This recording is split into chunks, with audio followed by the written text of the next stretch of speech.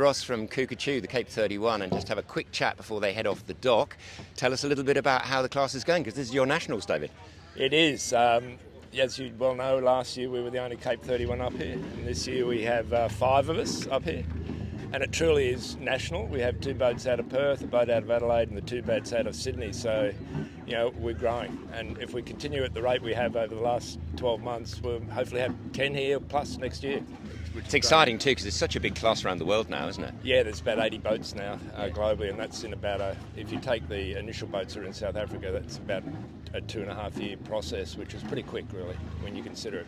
And the origins, in fact, were just somebody who just wanted to go fast, weren't they, in Cape Town? Yeah, so Erling Laidlaw decided that he wants something in a box rule that you couldn't play with. Yeah. And that's the good thing about this class is, as a one design, that the rules are strict. You cannot change anything outside the rules. We have measurers come along and do everything. All the crews weighed in earlier this week, and we'll continue to do those things to make sure it's fair. Good. It's as cheap as possible. Yep. Which obviously is relative. Yeah. And it's fair. And you can see the appeal, because for those of you who've heard Sir Erling Laidlaw's name around for God knows how many years, he's up there in this maxi super boats as well. So. Well, that's right. I mean, he's done a few kilometres or miles around the world. And if you look at Mark Mills as a designer as well, Mark's done a great job with all of his designs, but this one in particular for me, and I have a reason why, is that it's an amazing little boat. I mean, for a 31-footer, it really punches above its weight. Well, that's great. We'll leave you go, because we're going to come do a bit of a technical piece with you if we could during the week. Yeah, and great to see you guys out. Bit of breeze today, so it should go well. Hopefully we don't bob around like corks Right. as of yesterday. We'll leave you to it. Good luck. Thanks. Okay. Thanks, guys. Cheers. Righto, leave you to it. Let you go. Thanks, Thank you. David. Appreciate that. Righto. Sorry about that, guys. We're busily holding people up while they're trying to get out of the dock there. Righto, so let's just have a quick wander, Dale, if you're happy to come with me. So yesterday, took a while for us to get started yesterday. Not a lot of breeze first up. In fact, glass out in Dent Passage and in the eastern course. Eventually we got going, and actually it turned out to be quite a nice day, maybe 8 knots plus, I suppose. And here you can see the Cape 31s. So these things are designed to fit into a container. So basically you can ship them pretty much anywhere around the world. You can see very flat bottomed. One of the big things on these boats is balance, where you've got your crew sitting in any different scenarios there. Not super complex, as you can see. It's not a whole bunch of string. Nice to see Sam Haynes. Good day, Sam. Good luck today. So how did you go yesterday? All right? Yeah, good start, and had a little bit of time in the lead, but then a few of our skills sort of in these boats got a bit unstuck. Well, it's a little early, so Yeah. I guess you go for it. Yeah. Well, we won't interrupt. We'll let you get on with it, because I Yeah. can see you're about to dock off. Yeah, Have a we good are. day today. We'll see you out there. Cheers, mate. Really good to see, too, that the boat's coming from Western Australia. Really interesting design. You can sort of go down rabbit holes about these things, because there's all sorts of fascinating stuff on the internet.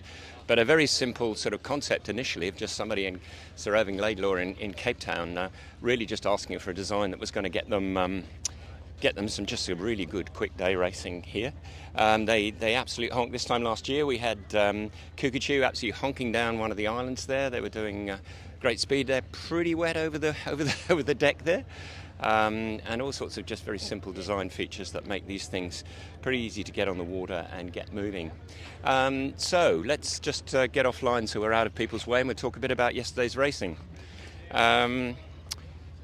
We had a slow start to yesterday, and I think if Dale, if you'll put up the board, I'll just talk a little bit about some of the results. So we got to a reasonable breeze in the rating classes. It was good to see the battle between Alive and Wild Oats 10. Wild Oats 10 came out on top that yesterday, so that's going to be a good rivalry all this week. And then in the other rating classes, Garth Riley's was a red boat, did well, and then Matador did a bit of a number on Hooligan yesterday with Zen third. There's going to be plenty in the TP52s to fight for during the week.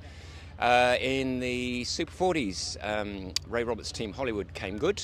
He's on a winning streak after early, so he's going well. And of course in the Cape 31s, David Ross's Kukukerchew got first ahead of Alan Stein's Dirty Deeds. That's all to play for there.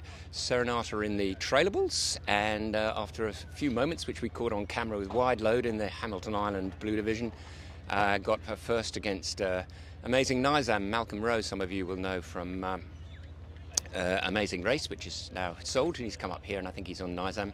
And Wayne Miller, the boat that you will always see up here at Hamo. Zoe's been here goodness knows how many times over the years, keeping his nose clean, not getting in too early, sitting about 4th at the moment, very wise.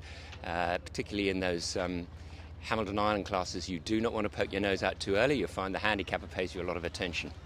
In the multi-hull black, Storm Bay from Zero, the Schoening, from Jeff Dodd's Schoening, and yes, that was Storm Bay, Mark Gerard Storm Bay, and then the multi-hull white, and Mitch Hodgkins Tau did well. What have we got for today? A bit more breeze, 7s to 15s southeast. It could be backing a little bit during the day. Could be a little higher by the late afternoon, mid to late afternoon. A little bit more cloud than yesterday, but looks absolutely ideal. Ideal conditions, sort of about 150 true wind direction, and possibly backing into about 125. So we'll be out in the water again and giving you updates as we go and interviews as we go during the week. Catch you later.